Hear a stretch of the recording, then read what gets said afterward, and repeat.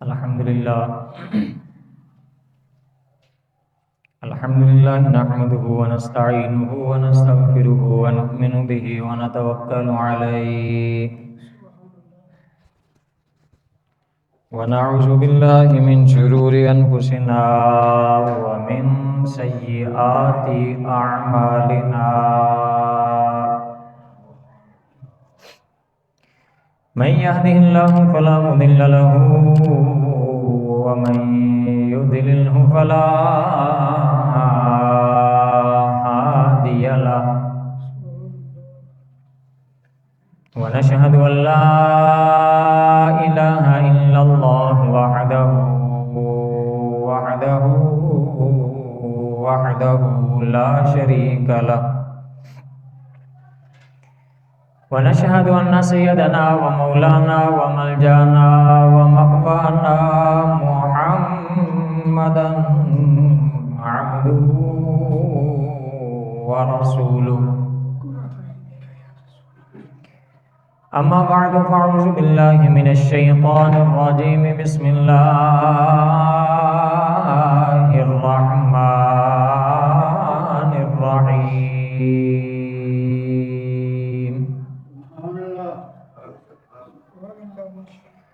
ولنبلونكم بشيء من الخوف والجوع ونقص من الأموال والأنفس والثمرات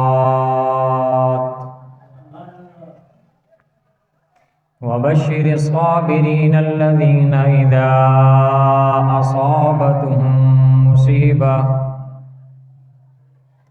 قالوا إنا لله وإنا إليه راجعون أولئك عليهم صلوات من ربهم ورحمة وأولئك هم المهتدون قال النبي صلى الله تعالى عليه وآله وسلم قال أسعد الناس بشفاعتي يوم القيامة من قال لا إله إلا الله خالصا من قلبه أو نفسه قال النبي صلى الله تعالى عليه وآله وسلم قرة عيني بك يا رسول الله إن الله وملائكته يصلون على النبي يا أيها الذين آمنوا صلوا عليه وسلموا تسليما الصلاة والسلام عليك يا سيدي يا رسول الله الصلاة والسلام عليك يا سيدي يا حبيب الله الصلاة والسلام عليك يا سيدي يا رحمة للعالمين وعلى آلك وأصحابك يا سيدي يا خاتم النبيين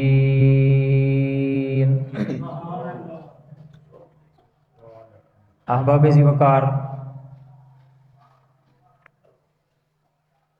آج کا میں نے اپنا موضوع رکھا ہے آزمائش پر، تکالیف پر، بیماریوں پر اللہ کی رضا کے لیے صبر کرنا۔ اللہ تعالیٰ نے قرآن مجید فرقان حمید میں فرمایا وَلَنَبْلُوَنَّكُمْ بِشَيْءٍ مِّنَ الْخَوْفِ وَالْجُوعِ، بھوک سے کرتے ہیں، وَنَقْصٍ مِّنَ الْأَمْوَالِ وَالْأَنفُسِ وَالثَّمَرَاتِ، جانوں کی کمی کر کے، مال کی کمی کر کے، پریشانی نازل کر کے، آزمائش نازل کر کے آزمائش کرتے ہیں، تو جو ان مصیبتوں پر، آزمائشوں پر، تکالیف پر واہ ویلا کی بجائے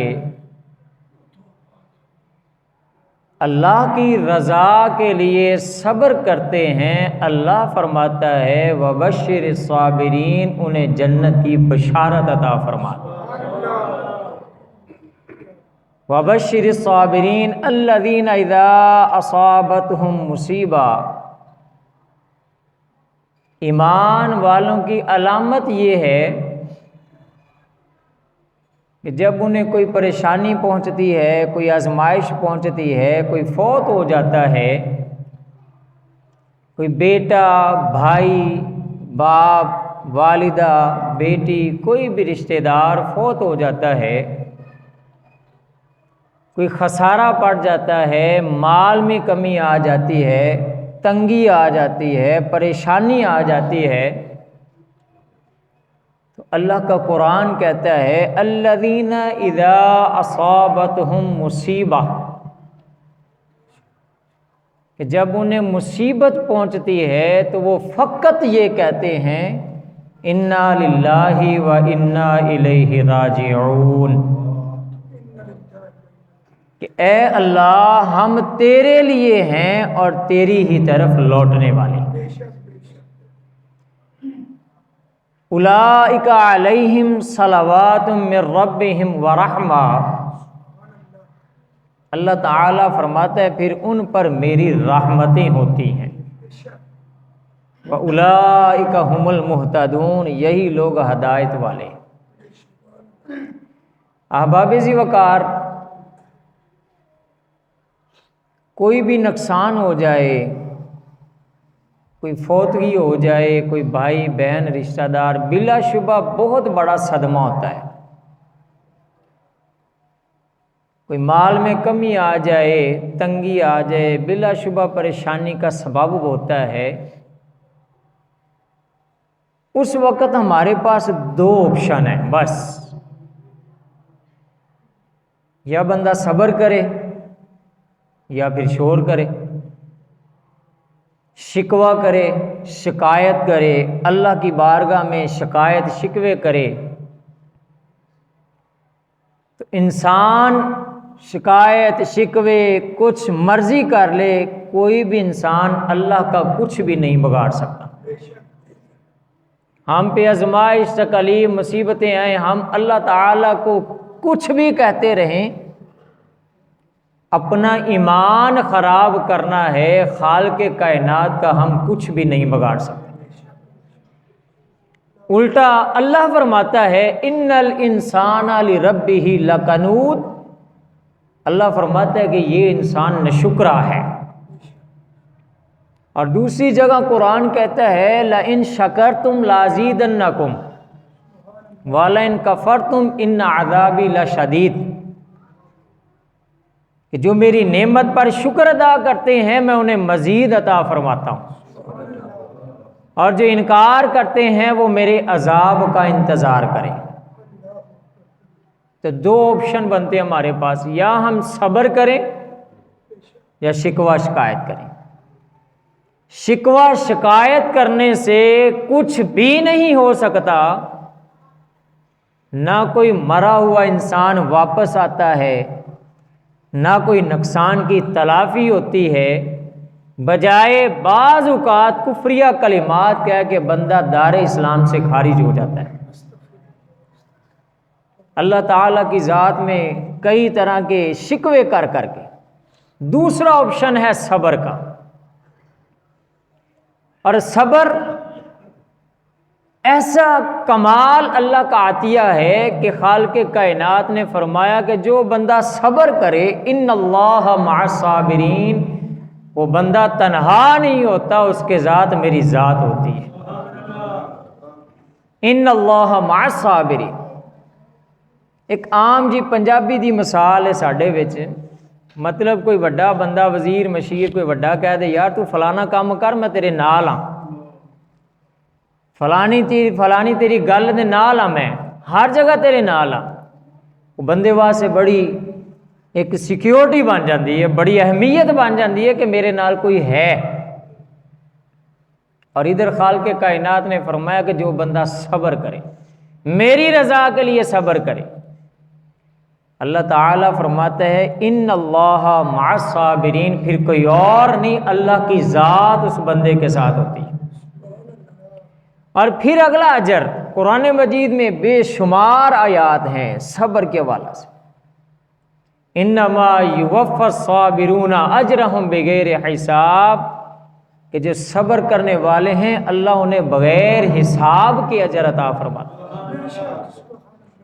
اور پھر قرآن مجید میں صابرین کی اللہ نے فضیلت بیان فرمائی، اللہ تعالیٰ نے فرمایا ان المسلمین والمسلمات والمؤمنین والمؤمنات والقانتین والقانتات والصادقین والصادقات والصابرین والصابرات، یہ ساری اللہ تعالیٰ نے سورۃ الاحزاب میں بیان فرما کے کہا، لاسٹ پہ اس آیت میں فرمایا اعد اللہ لہم مغفرۃ واجرا عظیما، کہ جو صبر کرنے والی مرد ہیں، صبر کرنے والی عورتیں ہیں، یہ خصوصیات والے انسان ہیں، ہم نے ان کے لیے جنت تیار کی ہوئی۔ تو احباب ذی وقار، ہم نے اپنا محاسبہ کرنا ہے کہ ہم کیا کرتے ہیں، ہم کس آپشن پر عمل کرتے ہیں، آیا کہ صبر کریں یا شور کریں۔ شور کرنے کا کوئی فائدہ نہیں، آہو بکا کا کوئی فائدہ نہیں، الٹا بعض اوقات انسان اپنے ایمان سے خارج ہو جاتا ہے۔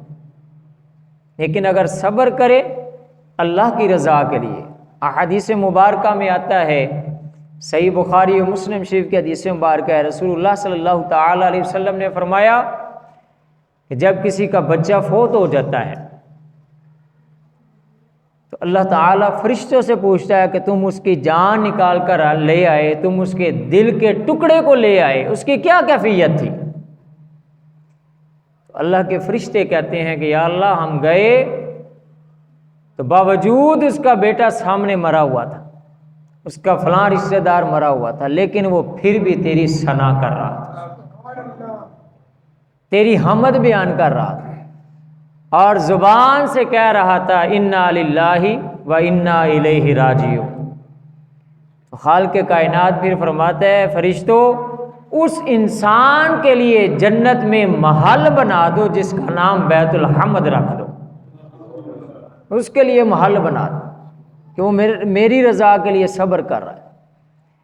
اور پھر اس کے علاوہ بے شمار اجر ہیں، صحیح بخاری شریف کے حدیث مبارکہ رسول اللہ صلی اللہ تعالیٰ علیہ وسلم آپ تشریف لے جا رہے تھے، ایک قبر پر ایک عورت رو رہی تھی اور بہت زیادہ رو رہی تھی، حضور علیہ السلام گزرے تو وہ اپنے خیالات میں رو رہی تھی، حضور علیہ السلام نے فرمایا اللہ کی بندی ڈر، صبر کر۔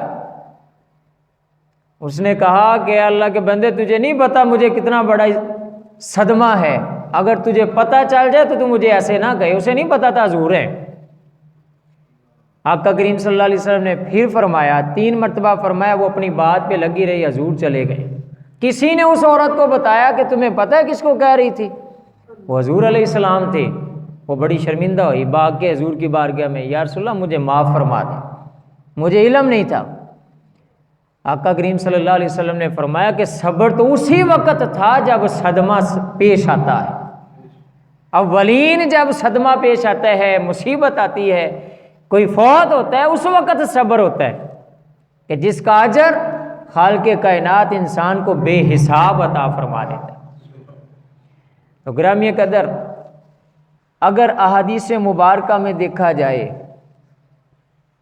حضور علیہ السلام کی زندگی مبارکہ کو دیکھا جائے، انبیاء علیہم السلام کی حیات مبارکہ کو دیکھا جائے، تو اتنی کثیر آزمائشیں آئی ہیں، بے شمار آزمائشیں آئیں، لیکن انبیاء کا اسوہ، رسول اللہ کا اسوہ یہی تھا کہ حضور علیہ السلام صبر و استقلال کے پہاڑ تھے۔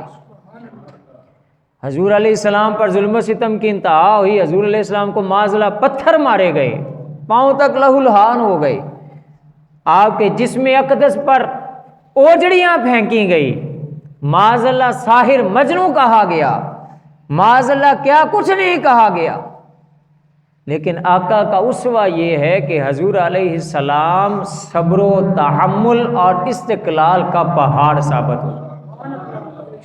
آپ کی حیات مبارکہ ساری پڑھ کے دیکھ لیجئے، کسی جگہ شکوے کا لفظ نہیں ملے گا، کسی جگہ رسول اللہ صلی اللہ تعالیٰ علیہ وسلم نے ایسے الفاظ امت کے لیے نہیں چھوڑے کہ جس سے کوئی یہ ثابت کرے جزا فضا، اپنا جسم کو مارنا یا اس طرح کے کوئی الفاظ ادا کرنا۔ ہاں البتہ حضور علیہ السلام کے آنسو مبارک بہنا احادیث صحیحہ سے ثابت ہے۔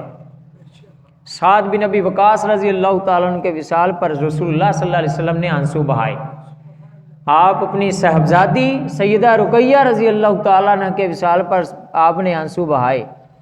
حضور علیہ السلام نے اپنے شہزادے ابراہیم کے وصال پر آنسو بہائے۔ کثیر واقعات ہیں، لیکن کوئی بھی ایسا ورڈ یا لفظ یہ ایسا نہیں ہے، کیونکہ حضور علیہ السلام کی زندگی ہمارے لیے مشعل راہ ہے، ہمارے لیے اسوہ نمونہ ہے۔ لقد کان لکم فی رسول اللہ اسوۃ حسنہ، حضور کی زندگی ہمارے لیے اسوہ حسنہ ہے۔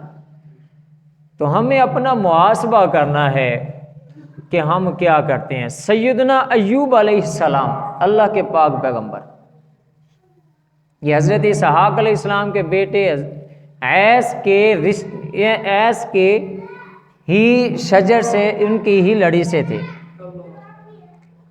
تاریخ اور قرآن اس بات پر گواہ ہے کہ آپ پر آزمائش اس قدر سخت ترین تھی کہ 18 سال آپ بیمار رہے، 18 سال، اور اس قدر شدید بیمار رہے، اس قدر شدید کہ آپ کے جسم پر مختلف تفاسیر میں، بعد نے اس کا انکار بھی کیا ہے، مختلف تفاسیر میں یہ ملتا ہے، تفسیر بغوی ہے، تفسیر روح المعانی ہے، تفسیر در منصور ہے، کہ آپ کے جسم مبارک پر کیڑے تک پڑ گئے تھے، لیکن کوئی شکوہ شکایت نہیں، کہا اے اللہ جیسے تو راضی ہے ایوب بھی ایسے ہی راضی۔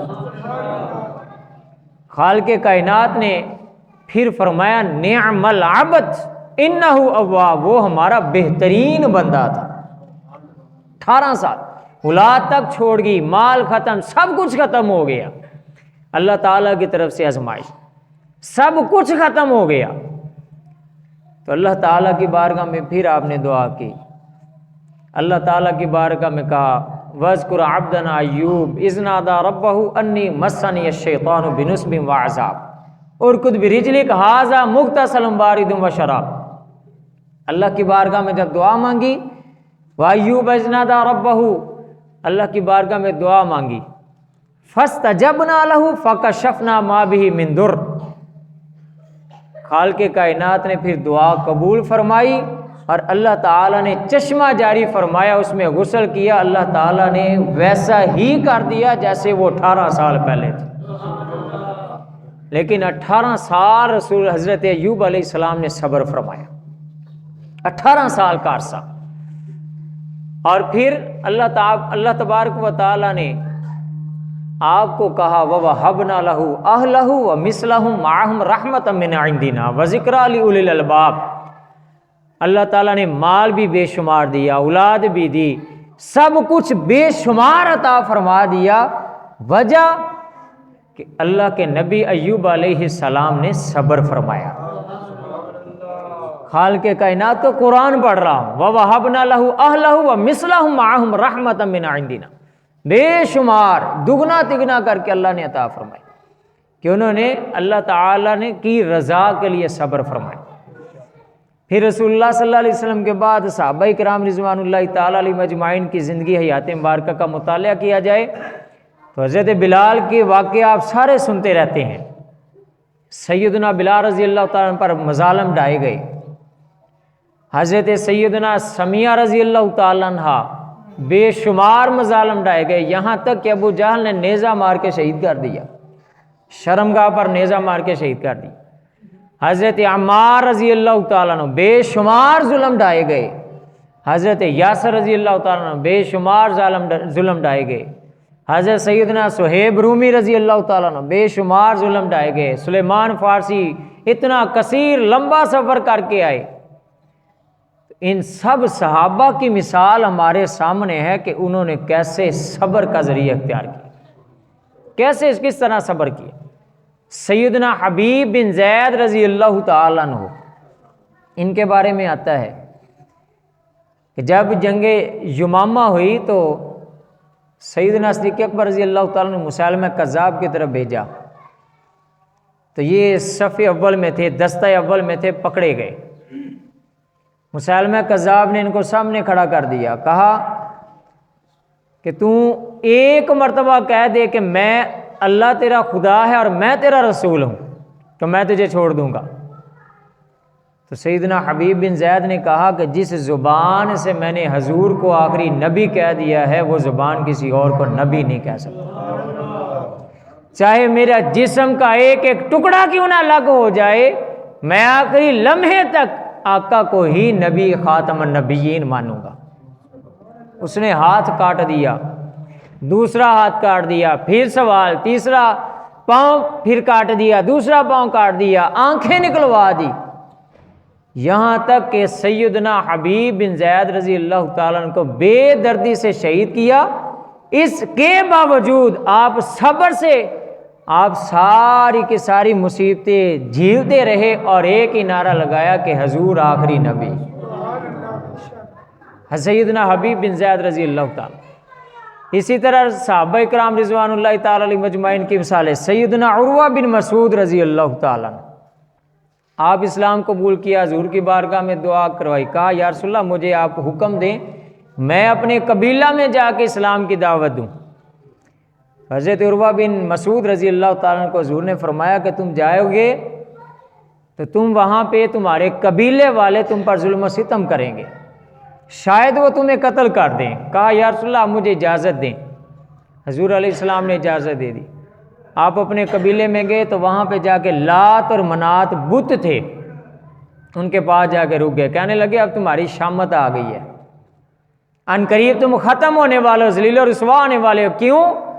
کہ اب اسلام آ گیا ہے، صرف ایک خدا کو پوجنے والے آ گئے، اب تمہاری کوئی حیثیت، کوئی کچھ نہیں رہ، کوئی قوت نہیں ہے۔ سارے قبائل والوں کو پتہ چلا، وہ آگے بھاگتے ہوئے آئے، یہاں تک کہ انہوں نے پہلے مارا، پھر ظلم و ستم کیا، پھر آپ کی حلق پر تیر مار دیا، یہاں تک کہ عروہ بن مسعود رضی اللہ تعالیٰ عنہ شہید ہو گئے۔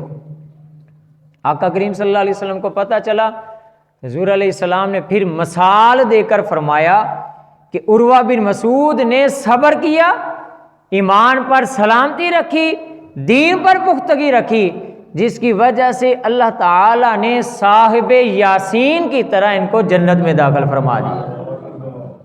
صاحب یاسین کی مثال دی، یہ بھی میں واقعہ عرض کرتا چلا جاؤں۔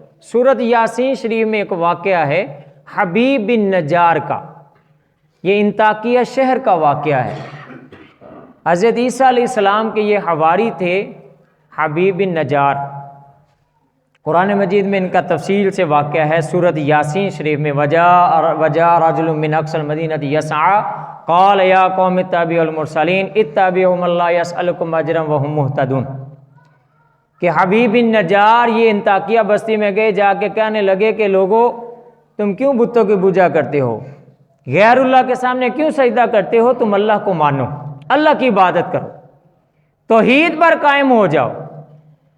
تو وہ سارے قبیلے والے جتنے بھی لوگ تھے انہوں نے حبیب بن نجار آپ کو وہاں پہ مارنا شروع کر دیا، اور مارتے مارتے یہاں تک ان کی آنکھوں میں سوئیاں تک ڈال دی اور ان کو ذبح کر دیا گیا، پھر ان کے پیٹ پر چڑھ گئے، اس طرح ظلم و ستم کیا، یہاں تک کہ اللہ کا قرآن کہتا ہے کہ جب وہ شہید ہو گئے، حبیب بن نجار شہید ہو گئے اللہ کے ولی، تو قرآن کہتا ہے قیل ادخل الجنۃ قال یا لیت قومی یعلمون، جب وہ شہید ہو گئے اللہ نے فرمایا کہ اے حبیب ہم نے تجھے جنت عطا فرما دی، قیل ادخل الجنہ، جنت میں داخل ہو جاؤ۔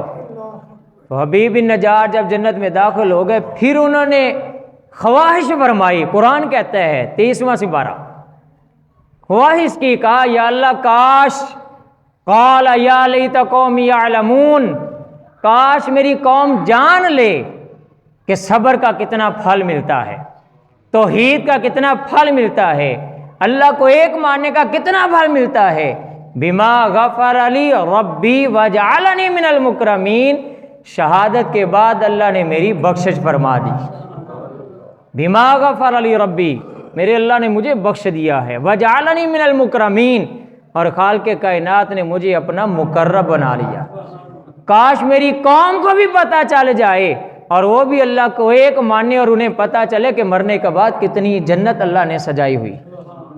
حضور علیہ السلام نے اس صاحب یاسین سے، حبیب بن نجار سے تشبیہ دے کر فرمایا کہ عروہ بن مسعود بھی ایسے ہی ہیں، جیسے ان کو شہید کیا گیا تھا، انہوں نے بھی صبر کیا، توحید پر استقامت کی، رسالت پر استقامت کی، ان کا بھی وہی معاملہ ہے کہ جیسے ہی ان کا وصال ہوا اللہ تعالیٰ نے ان کو جنت میں داخل فرمایا۔ تو گرامی قدر، یہ صبر کے اجزاء، صبر کی کرنے کی وجہ سے خالق کائنات اجر دیتا ہے۔ ہم نے اپنا محاسبہ کرنا ہے، ہم نے اپنے گھروں سے یہ کلچر ختم کرنا ہے۔ اے ساڈے گھراں چ اسپیشلی سنی حضرات، بڑے افسوس دی گل، ہم نے اپنے ذمہ داری اپنی نبھائیں۔ یہ ضروری نہیں کہ آج ہی ختم ہو جائے۔ قرآن نے 70 مرتبہ صبر کے بارے میں ہے، قرآن مجید میں 70 آیات صبر کے بارے میں، کہ صبر کے بارے میں، صبر کرنا۔ ہم کیا ہے کہ ہم کوئی بھی مسئلہ بن جائے، خاص کر ہماری فوتگیاں، جو فیمیل ہیں، ہماری خواتین ہیں، ان کا حال تو اللہ تعالیٰ یہ رحم کرم فرمائے۔ پتہ نہیں کیا سے کیا کر دیتے ہیں، کوئی پتہ نہیں کیا صورتحال بنی ہوئی ہے۔ حالانکہ ہونا یہ چاہیے، ہم کسی چیز کے مالک ہی نہیں ہیں تو ہم روئے کیوں؟ ہم تو اپنی جان کے بھی مالک نہیں ہیں۔ جو مالک ہے اس کی مرضی، جب مرضی وہ اپنے پاس بلا لے، کسی کو بچپن میں بلا لے، کسی کو جوانی میں بلا لے، کسی کو بڑھاپے میں بلا لے، وہ تو خالق کائنات ہے، مالک تو وہ ہے۔ تو گرامی قدر، ہم نے یہ چیزوں کو، کلچر کو ختم کرنا ہے انشاءاللہ۔ آپ میرے ساتھ لازمی یہ وعدہ کریں کہ انشاءاللہ اپنے گھروں میں کوشش یہ کرنی ہے، کوئی بھی مسئلہ، بندہ بیمار ہو جائے، اس وقت آہو بکا کی بجائے کثرت سے یہ تسبیح پڑھا کریں، انا للہ و انا الیہ راجعون۔ میں یہاں پہ ایک وظیفہ بھی ساتھ عرض کرتا چلا جاؤں۔ حضرت ابو سلمہ رضی اللہ تعالیٰ عنہ حضور علیہ السلام کے رضائی بھائی تھے، اور آپ اور حضرت ام سلمہ مکہ شریف سے مدینہ شریف ہجرت کر کے اکیلے آئے تھے۔ ابو سلمہ رضی اللہ تعالیٰ عنہ غزوہ احد میں ان کو زخم آیا، جمادی الاول میں ان کی شہادت ہو گئی۔ ام سلمہ اکیلی رہ گئی، ان کے 7 بچے تھے۔ تو حضرت ابو سلمہ رضی اللہ تعالیٰ عنہ ایک مرتبہ حضور کے پاس گئے تو رسول اللہ صلی اللہ علیہ وسلم نے ان کو فرمایا تھا کہ ابو سلمہ میں تمہیں ایک وظیفہ نہ دوں؟ حضرت ابو سلمہ رضی اللہ تعالیٰ نے کہا یا رسول اللہ صلی اللہ علیہ وسلم کیوں نہیں؟ حضور علیہ السلام نے فرمایا جب تجھے کوئی مصیبت آ جائے، کوئی چیز گم ہو جائے، کوئی پریشانی آ جائے، گھر میں بیماری آ جائے، یا کوئی فوت ہو جائے، یا کوئی بھی ایسی صورتحال آ جائے جس کی وجہ سے تو غمگین ہو جائے، تو یہ وظیفہ کیا کر، اگر تیرا نقصان ہوا ہے اللہ اس کا نعم البدل عطا فرما دے گا۔ اگر کوئی مال کی کمی ہوئی ہے تو اللہ تعالیٰ اس کے بدلے میں قیامت کو تجھے بہترین جزا عطا فرمائے گا۔ حضرت ابو سلمہ کہتے ہیں میں نے حضور سے وظیفہ پوچھا، یاد کیا، وظیفہ کیا تھا؟ انا للہ و انا الیہ راجعون، اللہم اجرنی فی مصیبتی واخلف لی خیرا منہا۔ یہ آپ نے لکھوانا ہو تو میں حاضر ہوں، کوئی مسئلہ نہیں۔ انا للہ و انا الیہ راجعون، اللہم اجرنی فی مصیبتی واخلف لی خیرا منہا۔ حضرت ابو سلمہ کہتے ہیں میں نے یاد کر لیا، آ کے اپنی زوجہ کو بتایا، ام سلمہ رضی اللہ تعالیٰ، میں نے کہا کہ تجھے بشارت، حضور علیہ السلام نے مجھے یہ وظیفہ دیا ہے۔ حضرت ام سلمہ فرماتی ہیں میں نے اس کو لکھ لیا، یاد کرنا شروع کر دیا، یاد کر لیا۔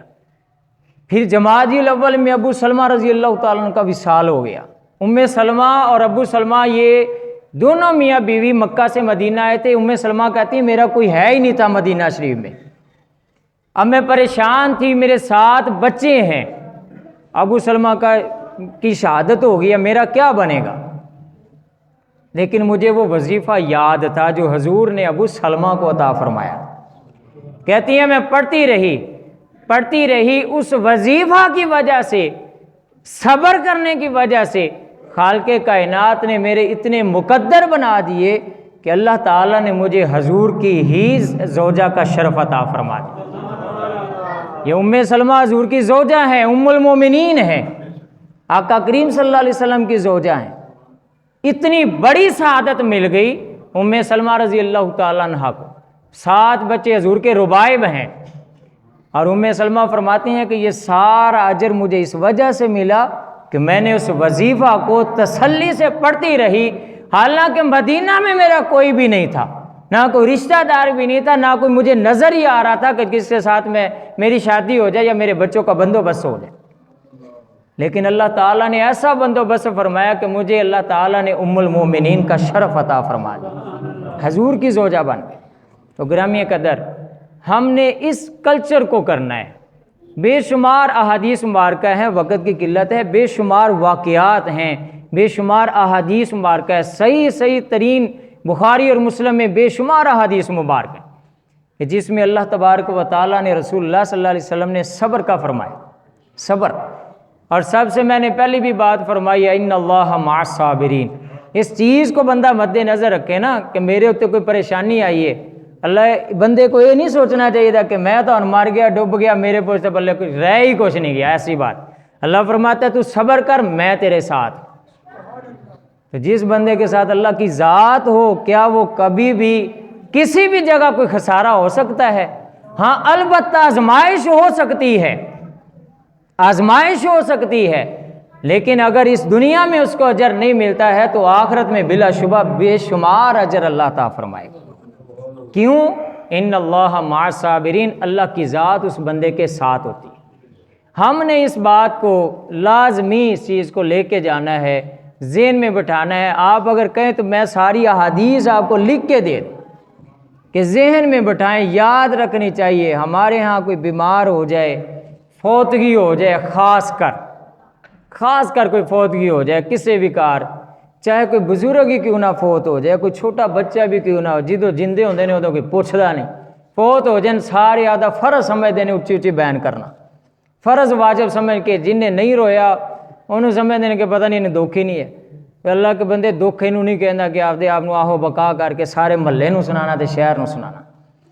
دکھ سے مراد یہ ہے آپ اس کے لیے بخشش کی دعا کریں، دل میں اس کے لیے انا للہ و انا الیہ راجعون کی تسبیح پڑھیں، اس کی بخشش کی مغفرت کی دعا کریں، آنسو بہائیں، سنت نبوی والا طریقہ اختیار کریں۔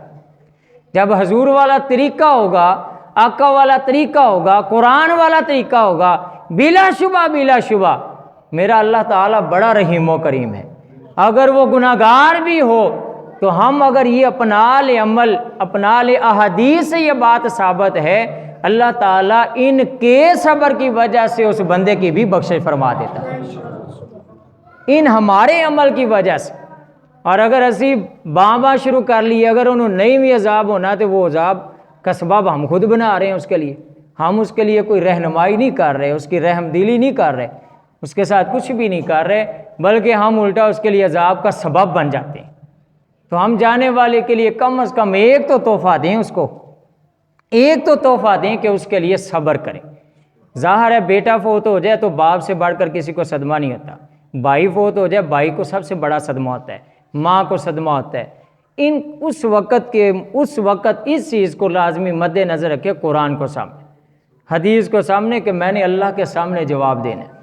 میں نے شروع میں یہ بات بھی، دو ہی آپشن ہوندے، یا بندہ باں کر لے تے یا صبر کر لے، باں دا کوئی فائدہ نہیں، اسی اللہ دا کچھ بھی نہیں بگاڑ سکتے، کچھ بھی نہیں کر سکتے، نہ وہ مرنے والے نے واپس آنا ہے۔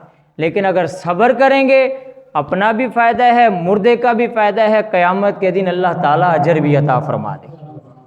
آپ نے یہ لازمی آج میرے ساتھ یہ وعدہ کرنا ہے، ہم نے آہستہ آہستہ کوشش کرنی ہے گھروں سے، اتنی جلدی کلچر ختم ہونے والا نہیں ہے، آہستہ آہستہ یہ کم از کم ہماری ماں ہی سمجھ جائے، بہن ہی سمجھ جائے، کوئی سمجھ جائے کہ وہ تو نہ کم از کم اس طرح کے افعال کرے۔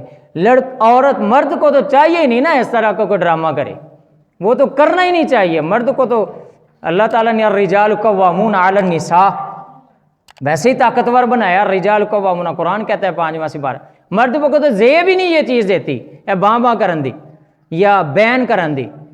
البتہ ہمارا یہ فرض ہے کہ عورتوں کو بھی اس بات کی طرف سے ختم کریں، اس کلچر کو ختم کرنا چاہیے۔ اللہ تعالیٰ کی بارگاہ میں دعا ہے اللہ تعالیٰ ہمیں عمل کی توفیق عطا فرمائے۔